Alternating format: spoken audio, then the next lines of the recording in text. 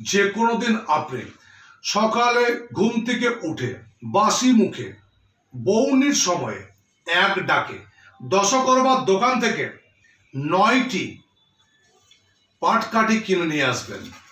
পাটকাঠি আশা করি আপনারা নিশ্চয়ই বুঝতে পারছেন, পাটকাঠি অর্থাৎ প্যাকাঠি। এই পাটকাঠি আপনারা নিয়ে আসবেন, বড় বড় সাইজের নিয়ে আসবেন। কারণ এই ক্রিয়াটি করতে গেলে যে ছেলেরা ক্রিয়াটি করবে বা যে মেয়েরা ক্রিয়াটি করবে, মেয়েদের নিজের বাম হাতের সমতুল্য অর্থাৎ আপনার বাম হাতের মানে সমপরিমাণ একটা প্যাকাঠি 9টা প্যাকাঠি নিতে হবে অর্থাৎ পাটকাঠি।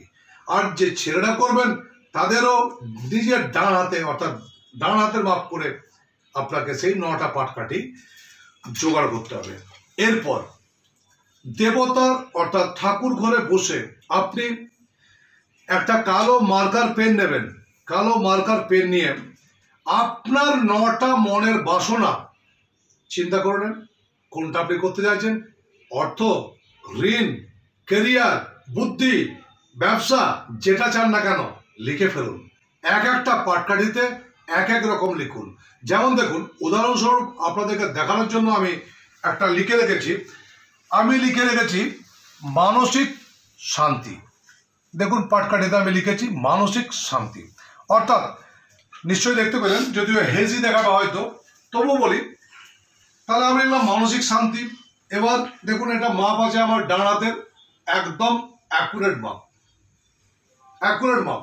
ঠিক 9টা পাটকাঠি নেবেন এবং 9টা পাটকাঠিতে 9টা মনের বাসনা লিখবেন। তারপর একটা করে কর্পূর জ্বালবেন আর একটা করে পাটকাঠির সেই অংশটি যেখানে আপনি লিখেছেন সেই অংশটিকে পুড়িয়ে দেবেন। এইভাবে 9টি পাটকাঠি পোড়াবেন।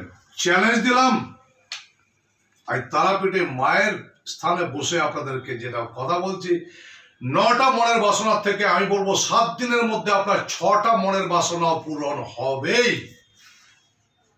তো বন্ধুরা, আজকের ভিডিও এই পর্যন্তই। লাইক শেয়ার অবশ্যই করবেন। জয় গুরু বামদেব, জয় মা তারা।